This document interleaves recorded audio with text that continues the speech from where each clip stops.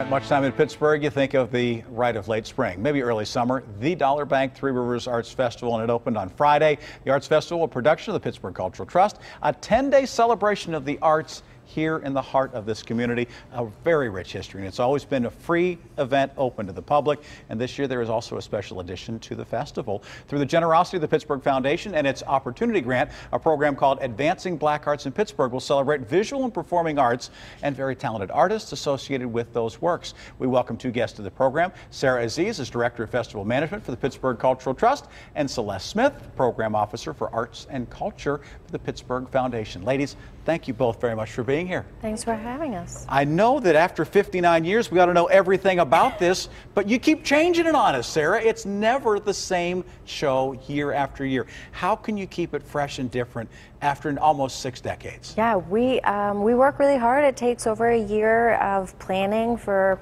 the festival to come together, and we love to bring new and different things every year. So you've got the staples, we've got, you know, the artist market comes back year after year, we've got the great food trucks every weekend, but then the public art, the performers, all of that changes every year, which is really fun to direct and curate. Somebody who's been to Ann Arbor knows about their great arts fest. They go to State College and they hear about that. How much do you get feedback from people saying, what have you seen other places? What did you like in San Diego? What did you like in Vail? What do we need to bring to Pittsburgh? How much do you do that? We do a fair amount of that. I go to a conference every year. There's an organization called ZAP that a lot of the artists use their software. We use their software management, and so they do a conference where both artists and administrators of festivals come together, and so we all talk about what went well at our festivals and what we thought was a good idea but maybe didn't work as well, which is a great community to be part of. And then the artists all talk amongst themselves about what festivals they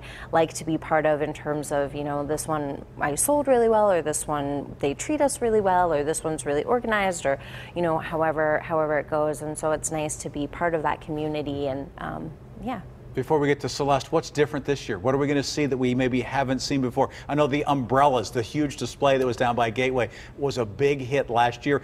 Maybe because we get a little bit of rain in June in Pittsburgh, but it was a really neat way of artistically representing something sort of in a fun, frivolous way too. Yeah, so last year we did have Umbrella Sky Project in Gateway. This year we have a local artist has a piece right at the Gateway T triangle. Her name's Dee Briggs, and so right when you get off the T, you'll see 6 plates for Annabelle and Maggie, which will kind of greet you right there. And also in Gateway, there's a photo installation by an internationally acclaimed photographer, Jeanette Beckman, who worked with some students at Manchester Bidwell, and they hit the streets in different neighborhoods all over Pittsburgh and took photos of people on the street. And so that installation is called Faces of Pittsburgh, which is really fun.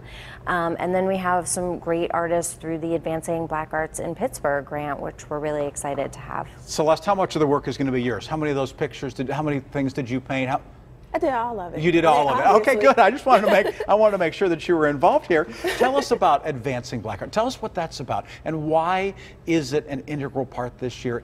And it's an important part of it too. Tell us why. Well, first I want to just make a slight correction. It's not just an initiative of the Pittsburgh Foundation. It's a joint collaborative with the Heinz Endowments and the Pittsburgh Foundation. In fact, the Arts and Culture officer from the Heinz Endowment, Shonda Miles, who's not here today, but I represent both of us in saying that it's you know, something that we worked on together. In fact, it was, you know, it was her idea. She brought it to the trust to talk about collaborating to, you know, advance culturally Black arts in Pittsburgh. It's been something we've been doing all along, and it's something that we would like to do more.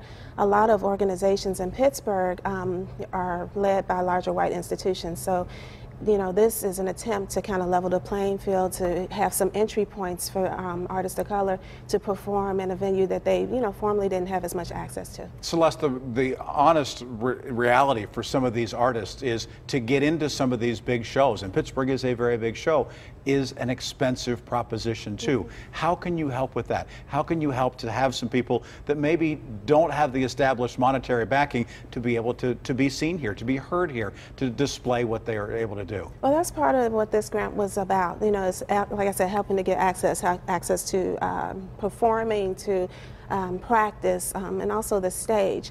That's one way with providing the monetary support. The other way is encouraging larger institutions like the Cultural Trust, to share their platform, which they have, and also, to share, some of the budget they had going forward to support these artists in these different endeavors. And so I think this is just like a starting point, but this is a way, that we can encourage not just the Trust, but all larger institutions, with this being an example of how successful it can be. We talked a little bit about your family before we got started here. As a mom, what do you want your kids to know? What do you want your kids to understand about the arts in Pittsburgh, and how does this teach your children going forward? I think the biggest thing that I would want my children to understand, whether artists or not, is that they're worthy. They're worthy of support. They're worthy of having their voices heard, and they're worthy of being a part of a cultural landscape that we're already a part of. And it tickles me. I think about how, that it's hosted on the Three Rivers, and it's this intersection. And so, to have a festival, we really should concentrate on showing the intersections of Pittsburgh. And so as my children, grow and they move forward into their own, endeavors, I hope that they use their voices to help other people, but also to express themselves, to show that, the nuanced nature of who they are and where we live. A lot of things going on there. Celeste, thank you very much for being here. Sarah, thanks for your perspective and helping to lead the charge and continue to keep Pittsburgh as being one of those places the artists want to come. Thank you. Thank you very much, ladies. We appreciate it. And of course, it started on Friday and will continue through next weekend as well. Of course, right in the heart of downtown Pittsburgh. We'll be back with more of the Sunday Business Page in just a few minutes. Please stay with us.